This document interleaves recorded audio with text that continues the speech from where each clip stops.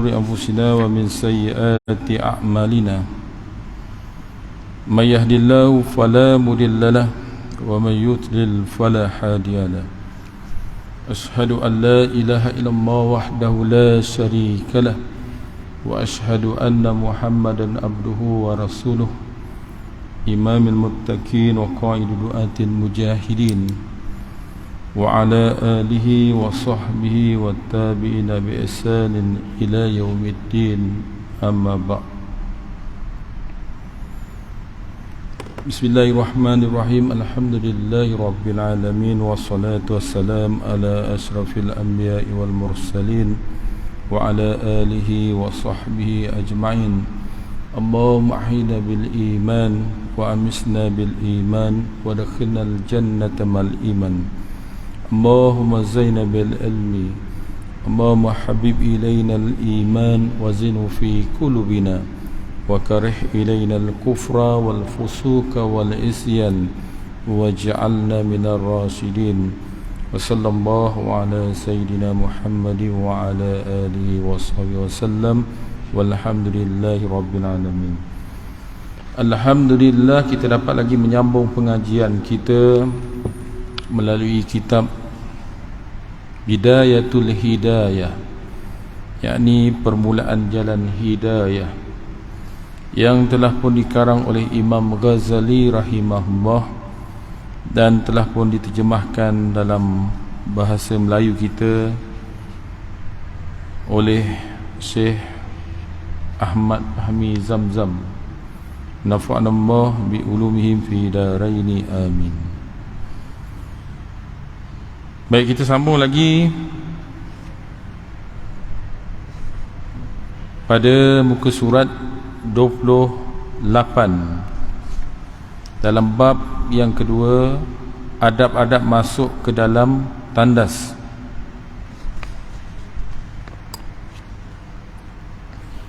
Perenggan yang terakhir. Dan hendaklah engkau duduk ketika qada hajat itu dengan memberatkan sebelah kakimu yang kiri. Maknanya kaki kiri itu ke bawah sedikit, kaki kanan ke atas sedikit. Ini bagi yang bercangkung. Supaya apa? Supaya lebih mudah keluar najis. Ini proses lebih mudah. Mungkin pada ketika dahulu mereka telah membuat kajian dan terpakai sehingga kini. Kelaziman manusia bila membuang air besar dalam keadaan bercangkung, bila dia duduk menyengit sedikit, maknanya sebelah kiri itu, kaki kiri itu diberatkan, dikebawahkan, kaki kanan itu ke atas sedikit, maka cepat untuk membuang najis. Tapi kalau duduk tak boleh nak buat cara yang sebegini. Dan janganlah engkau kencing di dalam keadaan berdiri. Tak boleh. Bukan tak boleh tu qat'i, bukan. Tak boleh tu maknanya lebih elok tidak dilakukan. Tapi kalau terpaksa, terpulanglah. Bukanlah minat tidak boleh tu, janganlah itu maknanya qat'i, putus, jadi haram pula kita berdiri. Tidak. Ini adab, maksudnya adab untuk ketika kita qada hajat. Dan janganlah engkau kencing dalam keadaan berdiri kecuali ketika darurat. Dan himpunkanlah di dalam istinja itu antara menggunakan batu, yang boleh digantikan dengan kertas tisu. Ini penterjemah menterjemahkan benda-benda yang kesat seperti batu ataupun kertas tisu ataupun daun-daunan yang kering atau kayu yang kesat dan air. Dan jikalau engkau hanya mahu menggunakan salah satu di antara dua perkara ini, maka hendaklah engkau memilih untuk menggunakan air, kerana itu lebih afdal. Di antara kedua ni, mana yang lebih afdal? Menggunakan batu dengan air, mana yang lebih afdal? Dalam perbahasan ini, menggunakan air lebih afdal. Jadi kita ada dua pilihan, umpamanya nak guna batu ke nak guna air. Jadi gunakanlah air. Kita mengambil yang afdal. Baik, mana yang lebih afdal lagi? Mana yang lebih afdal lagi? Kita gunakan benda yang kesat terlebih dahulu, yang batu ke, tisu ke dan sebagainya, barulah dengan air. Itu lebih afdal lah. Tapi kalau dipilih antara dua, sama ada menggunakan air ataupun batu, maka gunakanlah air. Itu lebih afdal. Dan apabila engkau mahu menggunakan batu saja, maka carilah 3 biji batu yang suci, yang dapat menyerapkan, yakni mencuci dan mengeringkan najis. Dia batu yang licin tidak boleh. Licin yang orang buat piasan tu, ada batu putih, ada batu kelabu, buat piasan untuk landscape, itu tidak boleh lah. Dia batu yang kesat, yang ada penjuru-penjuru dia. Kalau satu batu sahaja memadai, dia mempunyai 3 penjuru. Jadi kalau dia kesat satu, lepas tu dia kesat yang kedua pula tempat penjuru yang lain, kemudian kesat penjuru yang lain pula. Jadi memadai dia kalau satu. Tetapi afdal 3 ni 3 batu. Jadi kita sekali guna terus buang, guna lagi, buang lagi, guna lagi, buang. Kalau kita rasa tak mencukupi, masih ada lagi tempelan-tempelan najis, kita rasa macam ada lagi ketulan itu ada di bibir ataupun di bibir lubang itu, ataupun di dekat dengan dia punya lubang keluar najis, ataupun di daging tempat dekat-dekat dengan lubang tersebut, maka boleh tambah lagi dengan cara yang ganjil. Artinya tadi 3 selesai, tambah lagi 2, menjadikan 5. Tak puas hati lagi, tambah lagi 7. Tapi jangan sampai tak puas hati lama sangat. Tambah 9, kemudian 11, banyak sangat, itu menimbulkan was-was. Ya, kita tidak mahu sampai menimbulkan was-was. Jadi bila timbul was-was ini lagi teruk lagi. Jadi memadailah 3, 5, 7, cukuplah. Kalau boleh selesailah maknanya. Maka engkau sapu dengan batu itu akan tempat keluar najis, sekiranya tidak menyebabkan najis itu merebak ke tempat lain. Kalau maksudnya halakah dubur, bahasa Arab lah, halakah dubur ni, halakah dubur ni maksudnya lubang keluarnya najis, dan di tepi-tepinya itu. Kalau kita nak tahu macam mana tu, susahlah kita nak tengok kan, kecuali ambil cermin tengok. Tapi tak akan kita buat begitu. Kalau kita tengok ayam bertelur tu, dia keluar telur, dikeliling buntut ayam tu kan ada dia punya macam klip, dia beralun-alunnya tu, itu perlu dibersihkan.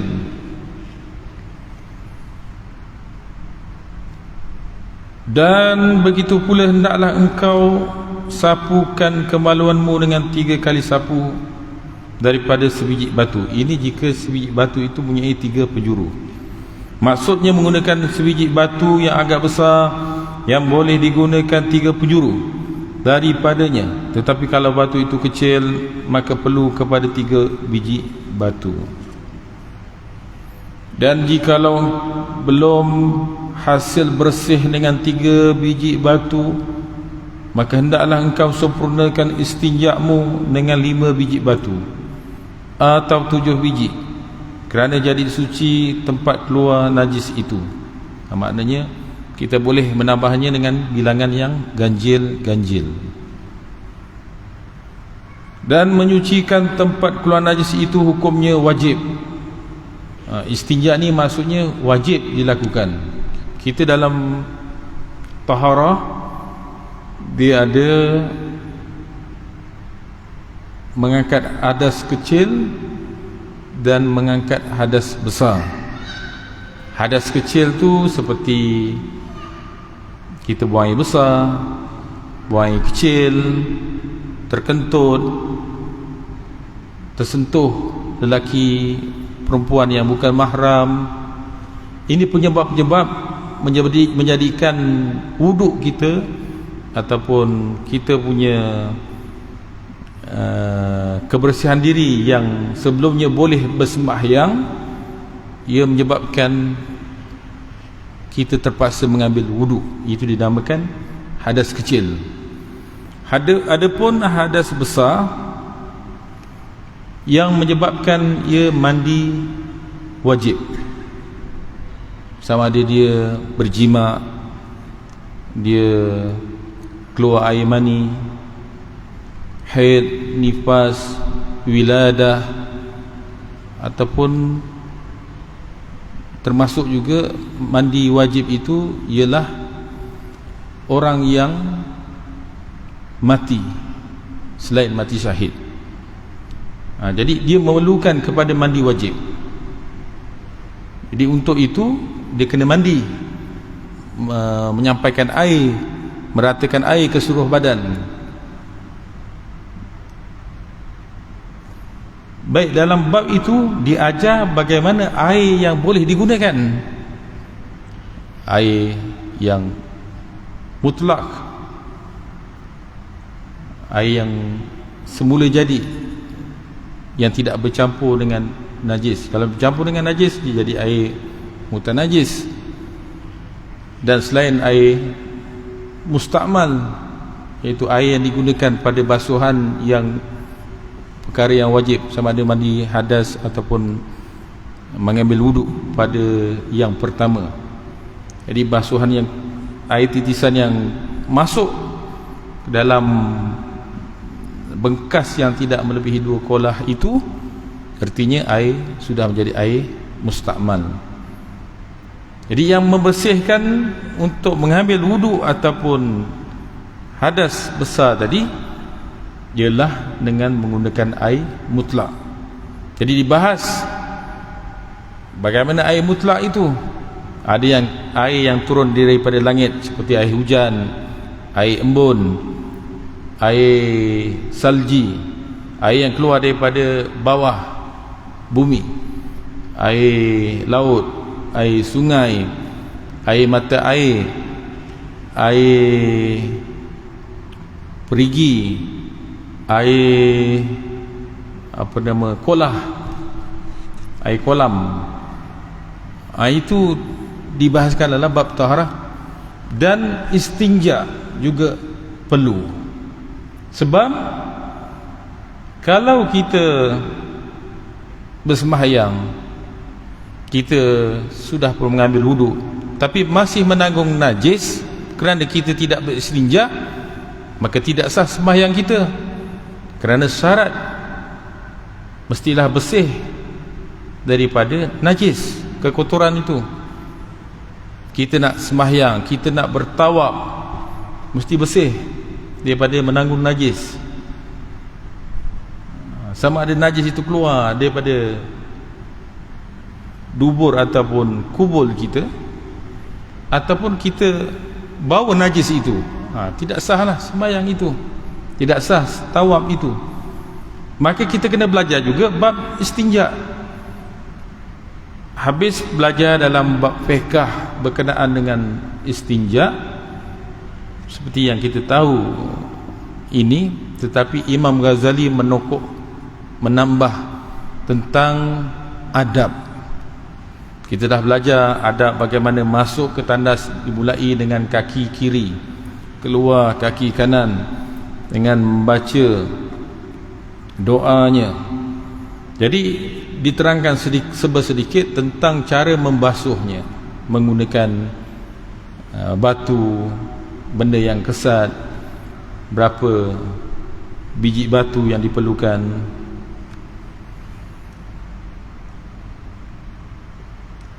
Dan bilangan batu itu disunatkan ganjil. Jadi kalau genap 8 kita gunakan, tak ada masalah, tapi kita tidak dapat pahala. Sedangkan dia mudah sahaja dengan tambah 1 lagi, ataupun ia mudah saja dengan kita menggunakan 7 saja. Jadi kita gunakan yang ganjil, sunat, maknanya dapat pahala bila dilakukan.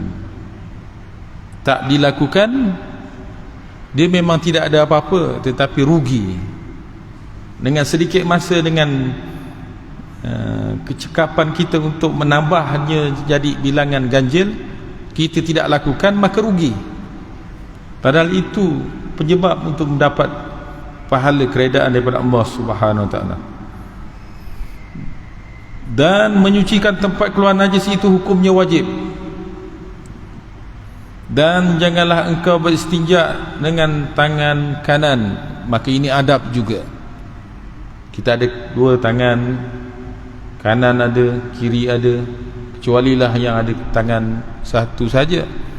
Tapi bila kita dikurniakan 2 tangan, maka adabnya menggunakan tangan kiri, tidak beristinja dengan tangan kanan. Dan hendaklah engkau membaca doa setelah selesai istinja itu dengan katamu, Allahumma tahhir qalbi minan nifaq wa asinna farji minal fawahis. Artinya, ya Allah, sucikanlah hatiku daripada sifat munafik, dan peliharakanlah kemaluanku daripada kejahatan, yakni seperti zina. Dan hendaklah engkau menggosokkan tanganmu dengan tanah atau dinding, atau dengan sabun. Dengan sekarang ni ada sabun, setelah selesai daripada istinja. Ini juga adab untuk membuang bau-bauan yang terlekat di jari jemari yang kita menggunakan untuk istinja. Jadi sunat hukumnya kita meletakkan sabun. Kalau sekarang ni sabun lah, pewangi, di tandas. Jadi pastikanlah tandas kita ada sabun. Itu juga kalau kita jadi jatuh kuasa masjid, pastikan di setiap tandas kita ada sabun. Jadi kita pun dapat pahala, kerana kita mengurus masjid itu dengan memudahkan orang menggunakan sabun setelah beristinja. Jadi di tandas kita ni, alhamdulillah lah, di tempat wuduk pun disediakan sabun-sabun basuh tangan tu. Jadi sangat boleh dimanfaatkan. Jadi orang yang mengurus masjid pun dapat pahala kerana tahunya, kerana ada ilmunya. Tapi kalau dia sediakan saja nak sediakan, tak dapat apa-apa juga. Sebab kalau dia dengan kerana ilmunya, maka pahalanya tinggi lagi. Sebab tu kena belajar, sebab tu kena memahami. Jadi kalau kita dah tahu, kita lakukan, maka pahalanya itu berlainan dengan daripada kita tidak tahu. Kemudian lalu engkau membasuh akan tanganmu itu. Baik, selesai bab istinja, kita masuk dalam bab yang ketiga, adab-adab berwuduk, yakni mengambil air sembahyang. Apabila engkau selesai daripada istinja, maka janganlah engkau meninggalkan bersiwak. Kerana bersiwak itu, siwak ni maknanya dia membasuh gigi, menggosok gigi. Ada kayu siwak. Jadi kayu saja kalau kita gosok tak jadi apa juga. Jadi dia ada kaedah dia. Jadi kayu itu dibuang kulitnya sedikit di hadapan, kemudian kita tumbuk dia sehingga dia berpecah-pecah sehingga jadi macam berus. Barulah kita gosokkan gigi kita, itu dinamakan bersiwak. Atau kita pakai berus gigi biasa pun, itu juga dinamakan bersiwak. Asal maknanya, maksudnya dia menggosok gigi, dia membasuh gigi lah, menggosok giginya.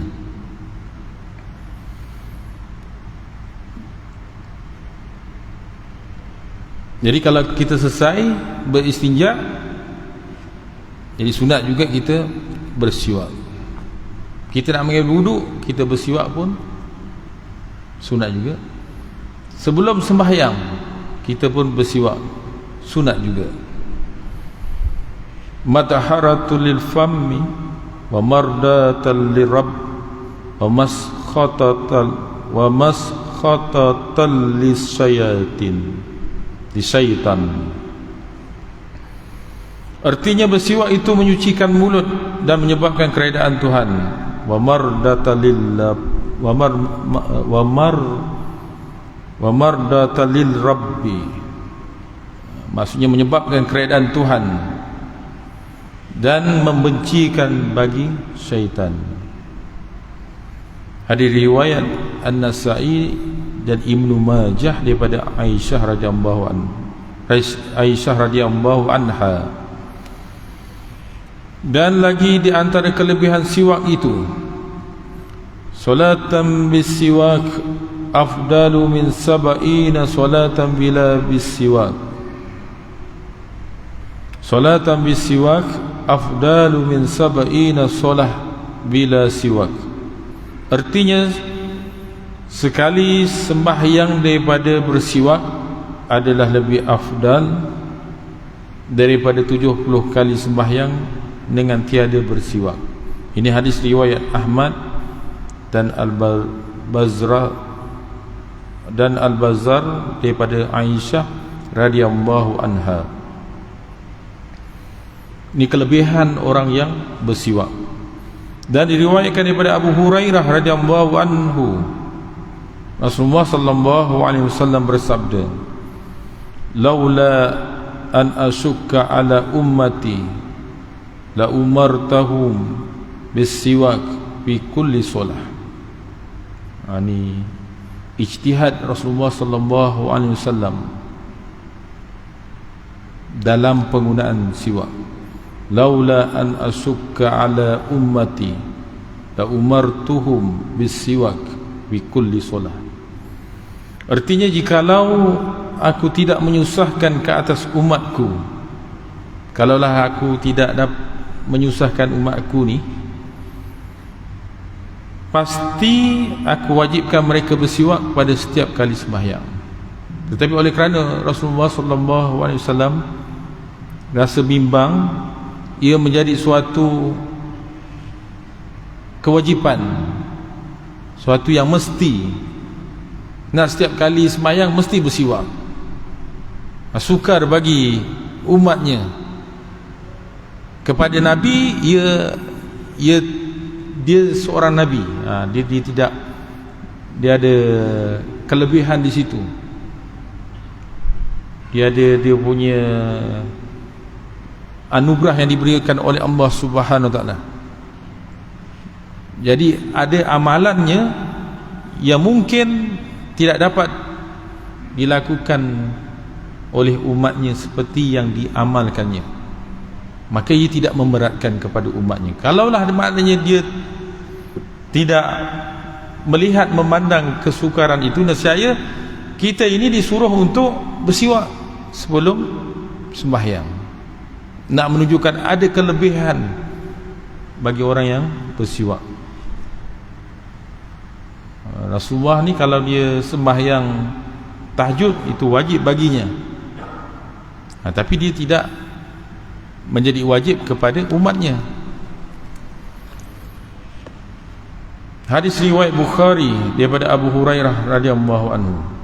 Jadi hadis ni lah hadis yang sahih. Sebab tu kalau Imam Syafi'i bila menentukan fiqh ketika bulan Ramadan, makruh orang yang bersugi selepas waktu zuhur, kerana terdapat hadis yang meriwayatkan tentang bau orang yang berpuasa itu, maksudnya dia laksana seperti bau kasturi, seperti bau wangi. Jadi bila datang Imam Nawawi rahimahullah, jadi dia mengkaji dan dia buat fatwa yang baru, hasil ijtihad dia, meneliti kepada hadis-hadis yang ada.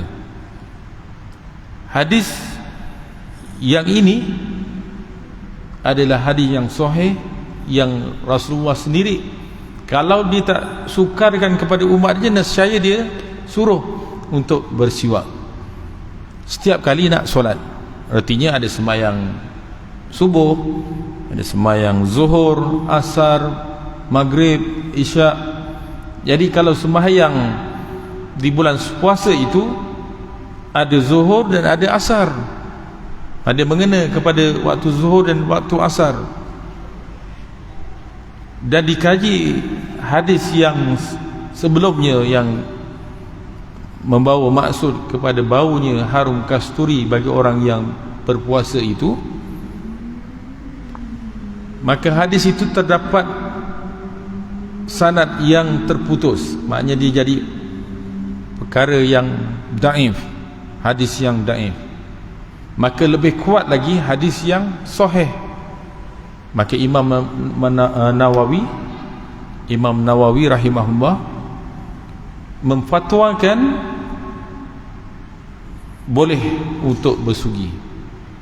Kita nak sembahyang zuhur, nak sembahyang asar, boleh bersugi. Dia tidak menjadi makruh.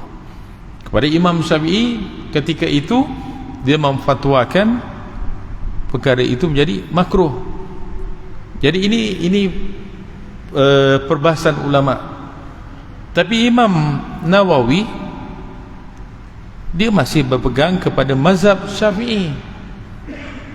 Mazhabnya ialah mazhab Syafi'i, dan dia tergolong dalam ulama Syafi'iyah, iaitu mazhabnya, maknanya ulama di kalangan ulama yang bermazhab Syafi'i. Walaupun tok gurunya kata begitu, tapi dia hasil penyelidikan. Ni hasil daripada penyelidikan, maka ia berubah dari sudut hukum. Begitu juga pandangan-pandangan fatwa, kalau kita lihat pun begitu. Contohnya sembahyang bermusafir. Jadi dibahas musafir ni berapa kilometer. Ada yang kata 90 km. Dulu fatwa mungkin 90 km. Sekarang fatwanya, termasuk fatwa nanti akan dikeluarkan oleh Jabatan Mufti Selangor, 81 km. Dan dah keluar juga fatwa di beberapa negeri yang lain begitu juga, merujuk kepada fatwa Muzakarah Fatwa Kebangsaan. Setelah diselidik, dikaji bilangan maknanya jarak kilometernya berapa. Jadi setelah diliti ada yang berpendapat 81 km. Jadi paling dekatlah kita ambil 81 km. Jadi fatwa itu berubah hasil dari penyelidikan. Baik, tadi menceritakan tentang kelebihan bersiwak, dan sabda baginda lagi, umirtu bis siwak hatta qasitu ayyuktaba alayya. Artinya aku selalu diperintahkan bersiwak, yakni Allah selalu memerintahkan aku bersiwak, sehingga aku bimbang siwak itu akan diwajibkan ke atasku. Bimbang dia menjadi wajib, tapi pada Rasulullah memang dia menjadi wajib. Takut bimbang kepada umatnya itu menjadi wajib kalau dia memerintahkan bersiwak itu. Hadis riwayat Ahmad daripada Wasilah bin Al-Asqa radhiyallahu anhu. Kemudian hendaklah engkau duduk menghadap kiblat di atas tempat yang sedikit tinggi, supaya engkau tidak terkena percikan air, dan baca olehmu ketika itu akan doa. Ini juga adab. Artinya tempat wuduk kita dengan tempat kita jejak kaki itu dia tidak selaras. Katakan ni tempat wuduk, paip. Bila dia jatuh, kita duduk sini juga. Jangan begitu. Kalau boleh, yang disuruh ini ditinggikan. Jadi kita berpijak di batu tersebut, biar air itu jatuh, dia merencik ke batu itu, dia tidak merencik ke kaki kita. Jadi boleh faham tak? Macam tempat wuduk kita tu okey lah, dia tinggi, jadi bawah dia tu saluran air untuk pembuangan air, longkang lah. Jadi air jatuh ke longkang, kita jangan duduk di longkang. Jadi kita duduk yang tempat yang tinggi, atau kita sediakan. Jadi kalau kita nak buat tempat wuduk, kena fikir yang itu, kena ada longkangnya, ada tempat yang tinggi untuk kita pijak, supaya air itu tidak merencik kepada anggota ataupun pakaian kita. Dan apa yang perlu kita baca? Bismillahirrahmanirrahim. Rabbi a'udzubika min hamazati syayatin wa a'udzubika Rabbi ayyahdarun. Artinya, dengan nama Allah yang maha pemurah lagi maha mengasihani. Ya Allah, aku berlindung denganmu daripada gangguan syaitan, dan aku berlindung denganmu daripada kehadiran mereka di sisiku. Wa a'udzubika Rabbi ayyahdurun. Maknanya aku berlindung darimu daripada kehadiran mereka itu.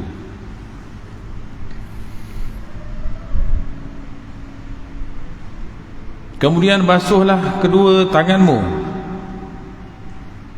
Jadi sebelum itu, maksudnya kita baca Bismillahirrahmanirrahim. Kan ini Bismillahirrahmanirrahim.